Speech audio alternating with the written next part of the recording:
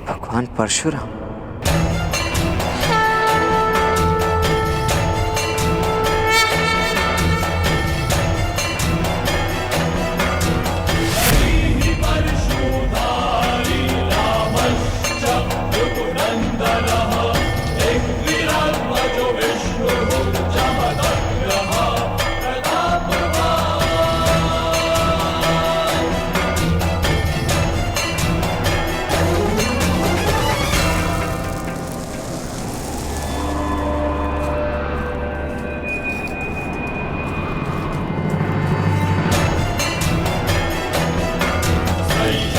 जिन तक पहुंचने के लिए इतना तप किया, उनका तप व्यर्थ नहीं जाने दे सकता मैं।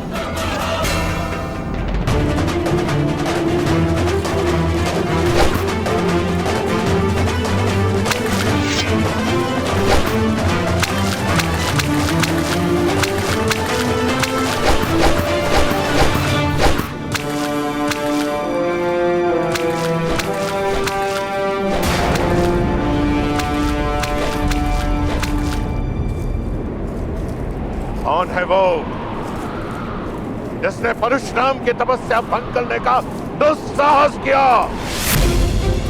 मैं आपकी तपस्या भंग नहीं करना चाहता था आदरणीय। मैं तो केवल इस शिवलिंग की रक्षा कर रहा था जिसके सामने बैठकर आप तप कर रहे हैं। शिवलिंग पर बाणों से प्रहार करते हो? क्या तुम्हें इतना भी ज्ञान नहीं? शिव सर्वश्रेष्ठ है, उनसे ऊपर कोई नहीं। किसी भी सर्वश्रेष्ठ धनुर्धारी का बाण भी नहीं।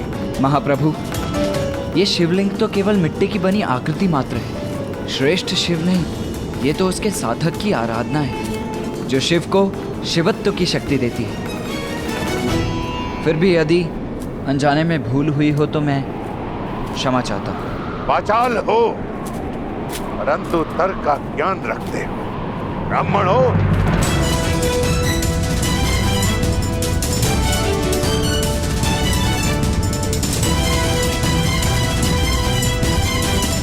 चारों वेदों का ज्ञान जिसे हो वो कौन हो सकता है महात्मा? प्रश्न का उत्तर प्रश्न से नहीं दिया जाता है बालक। स्पष्ट शब्दों में अपना परिचय दो।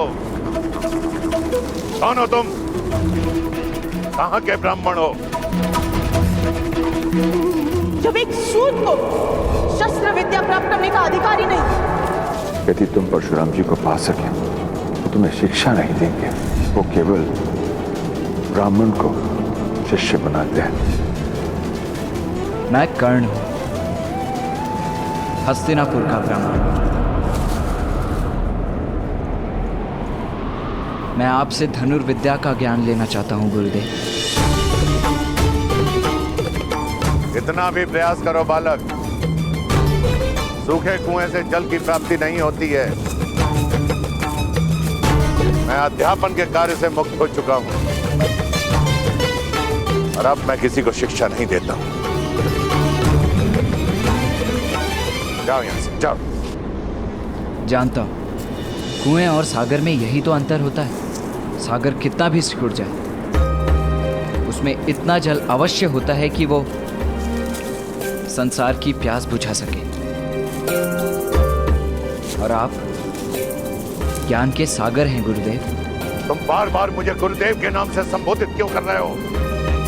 मैंने अभी तक तुम्हें अपना शिष्य नहीं चुना। भगवान अपना भक्त नहीं चुनते, भक्त अपना भगवान चुनते हैं गुरुदेव। और मैंने आपको अपना गुरु स्वीकार कर लिया है।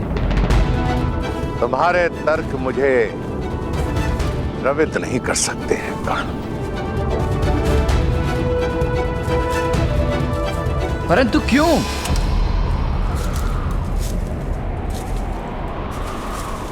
याचक को याचना से पहले ज्ञात होना चाहिए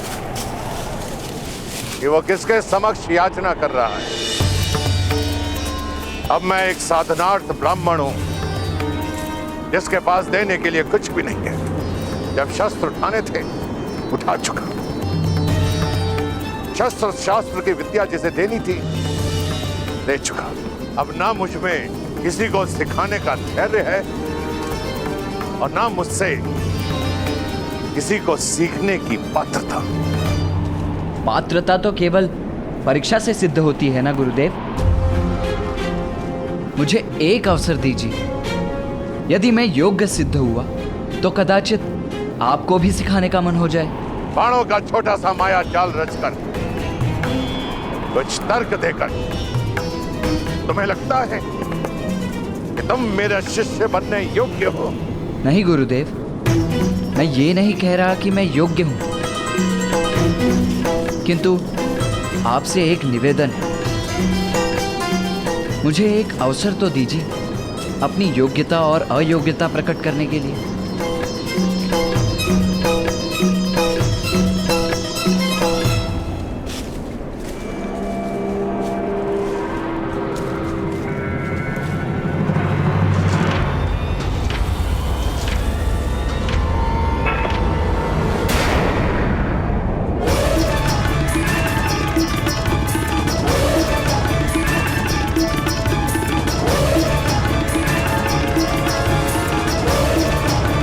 तुमने मर्यादा का उल्लंघन किया है बालक। तुमने मेरे पर्दे को छूने का दुस्साहस किया है। दुस्साहस में भी साहस छुपा होता है गुरुदेव। बस एक अवसर दीजिए, परीक्षा लीजिए मेरी। मैं अपनी माता को वचन देकर आया हूं कि विश्व का सर्वश्रेष्ठ धनुर्धर बनकर लौटूंगा या कभी नहीं लौटूंगा। आप भी मात्र भक्त हैं, एक अवसर दीजिए। यदि मुझे सुपात्र न पाए तो इसी फरसे से मेरा सर काट दीजिएगा। मूर्ख बालक, जानता है तू किससे बात कर रहा है? उनसे जिन्होंने एक नहीं 21 बार धरा को क्षत्रियों से विहीन कर दिया था। उनसे जिन्होंने अपने पिता के वचन पर अपनी माता का सर काट दिया था। उनसे जो मुझे योग्य न पाकर एक क्षण का भी विचार नहीं करेंगे मेरा सर काटने में। अपने प्राणों के मोल पर बस एक अवसर मांग रहा हूं। याचक को खाली हाथ नहीं जाने दिया जाता गुरुदेव।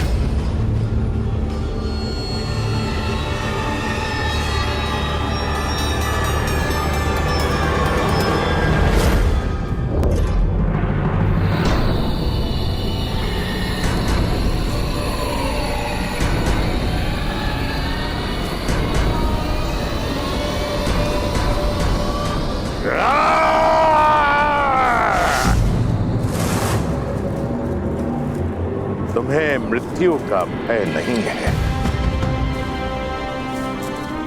ठीक है, मैं तुम्हें सुपात्र सिद्ध होने का एक अवसर अवश्य प्रदान करूंगा। धन्यवाद गुरुदेव। अभी मैंने तुम्हें उठने के लिए नहीं कहा। दीक्षा करो जब तक मैं लौट कर नहीं आ जाता।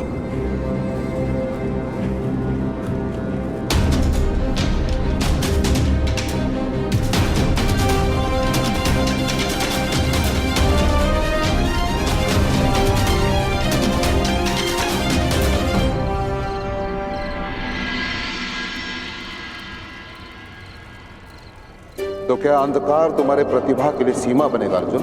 तुम्हारा अगला पाठ तभी शुरू होगा जब तुम उड़ती हुई मक्खी को भेद दोगे, वो भी अंधकार में।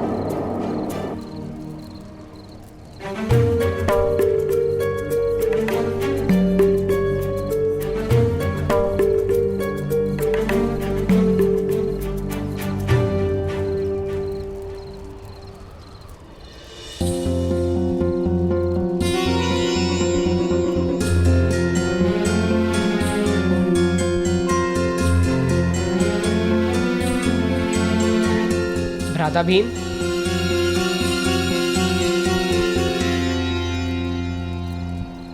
भ्राता भीम,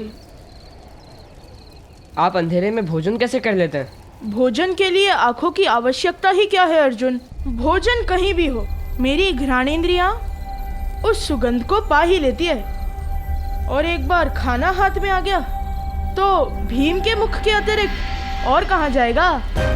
लक्ष्य का संबंध मनुष्य की इच्छा और अभ्यास से ही होता है। यदि इच्छा प्रबल हो और अभ्यास सघन हो तो लक्ष्य स्वयं सामने आ जाता है। मैं आपकी बात का तात्पर्य समझ गया गुरुदेव। अब अर्जुन अंधकार में भी उड़ती मक्खी पर लक्ष्य साध कर दिखाएगा।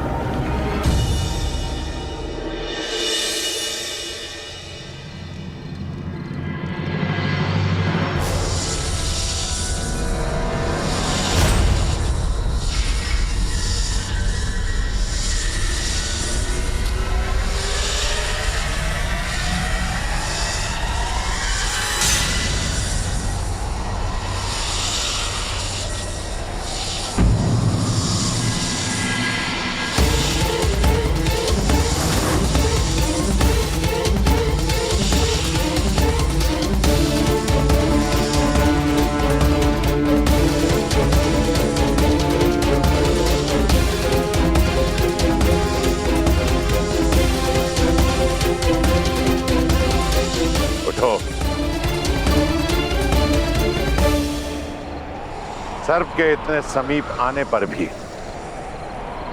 तुम हिले नहीं। मेरे लिए सर्प का भय नहीं, गुरु का आदेश अधिक महत्व रखता है। मेरे गुरु का आदेश था जिसे मैं किसी भी मूल्य पर टाल नहीं सकता था। अच्छा, इतनी बड़ी बात। यदि इस जीवन में अवसर मिला तो इसे सिद्ध भी करके दिखा दूंगा गुरुदेव। ठीक है, मैं तुम्हें 3 कार्य सौंपता हूं। यदि तुम उन कार्यों में सफल हुए तो मैं तुम्हें अपना शिष्य बनाने के बारे में अवश्य विचार करूंगा। आदेश करे गुरुदेव। यहां पास में ही एक जल स्रोत है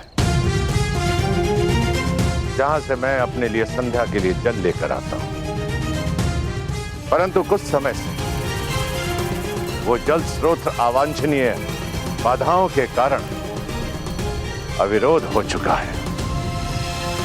तुम जाकर उसे हटाओ।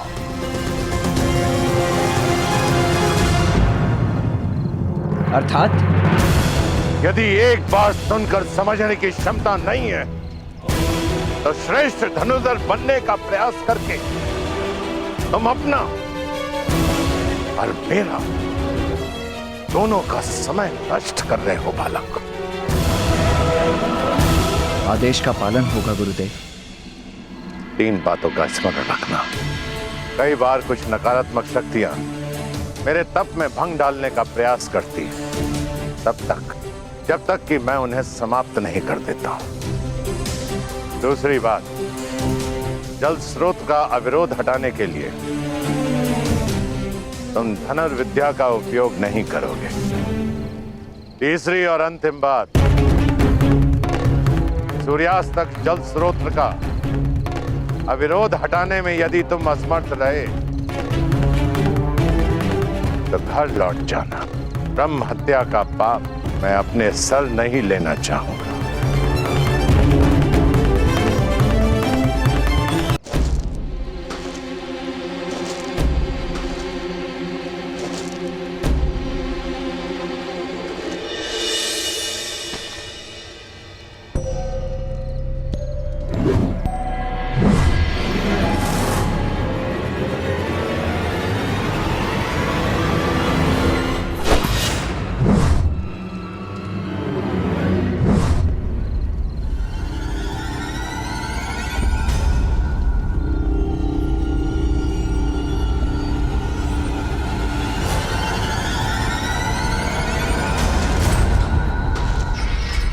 कौन है? कौन है? सामने आओ।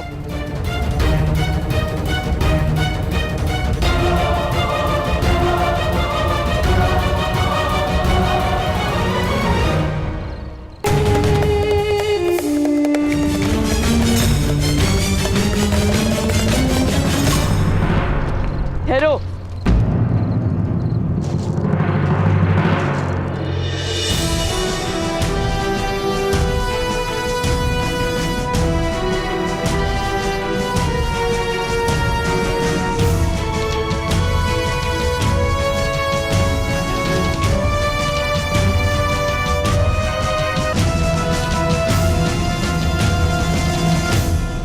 कौन हो तुम?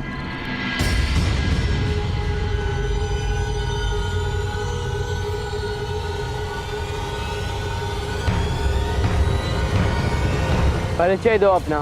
मैं एकलव्य हूँ।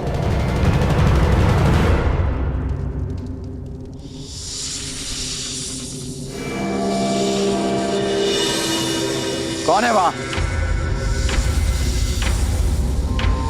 मैं चुनौती देता हूं,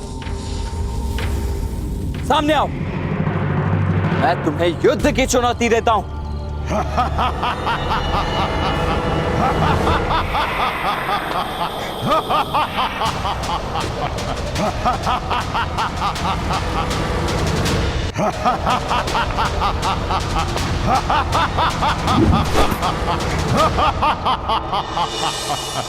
आपको शब्द वेदी बाण चलाने का अभ्यास करते देखा तो रुक गया।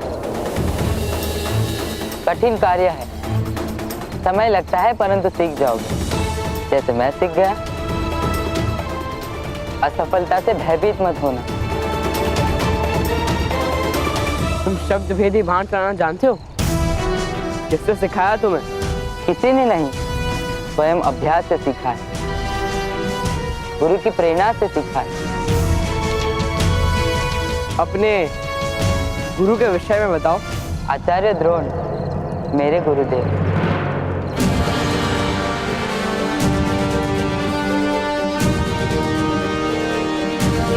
असत्य।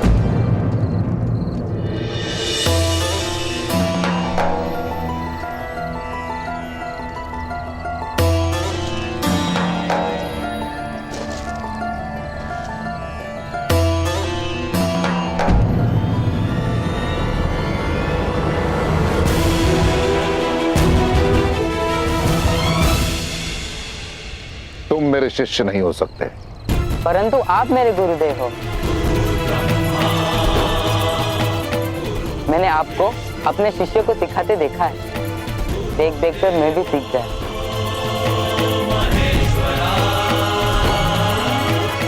मैंने आपको देखा और अभ्यास किया आपकी मूर्ति के समक्ष।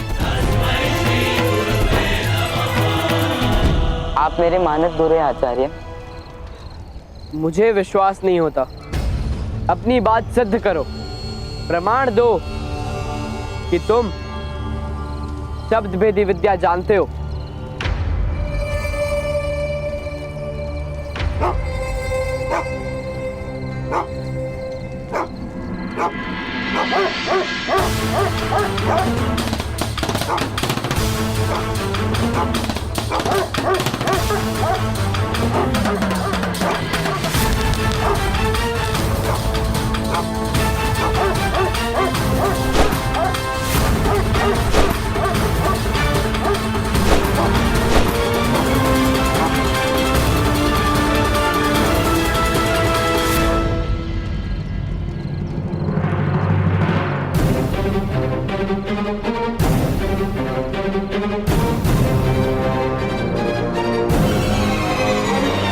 प्रमाण मिल गया राजपुत्र। अद्भुत। तुम्हारी जितनी प्रशंसा की जाए उतनी कम है। प्रशंसा शिष्य की नहीं, आचार्य की जाती है गुरुदेव। आपकी श्रद्धा की धनुर्विद्या सद गई, सब आपके चरणों का प्रताप है।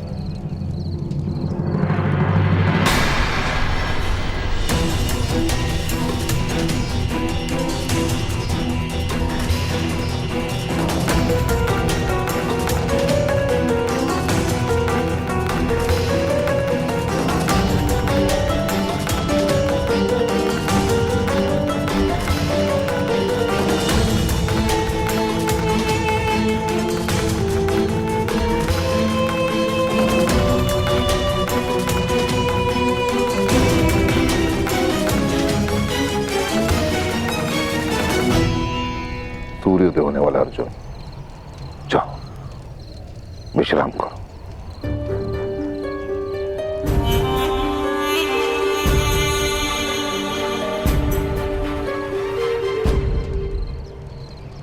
बालक, क्या मुझे देखकर तुम्हें भय लग रहा है?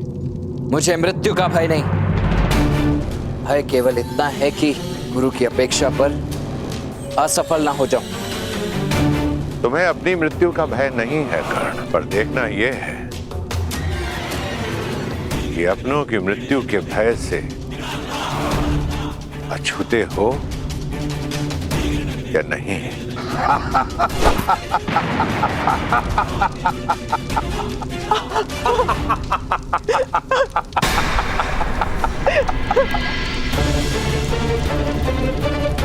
माता,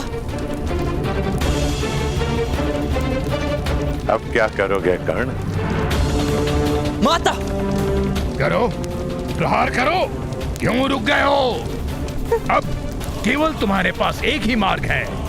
वापस लौट जाओ वापस। इसी में तुम्हारी माता सुरक्षित रहेगी। अब निर्णय तुम्हारे हाथों में है। माता के वचन को अगर पूरा करने निकले तो कहीं माता को ही ना खो देना, और अगर वचन पूरा कर भी लिए तो उसका क्या लाभ? जाओ, निकल जाओ यहां से।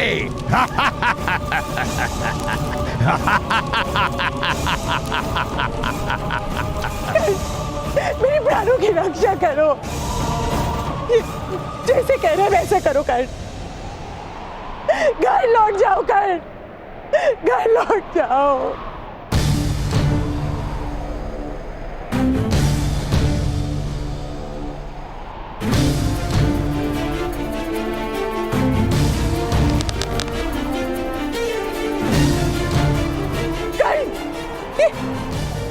क्या कर रहे हो तुम?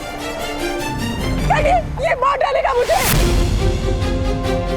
घर लौट जाओ, घर लौट जाओ। कर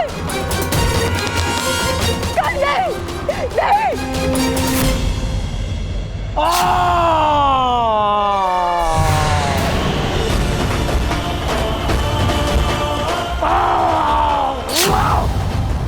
अपनी माया से तुमने मेरी माता का रूप तो रच डाला था ना, किंतु मेरी माता के व्यक्तित्व को नहीं रच पाए।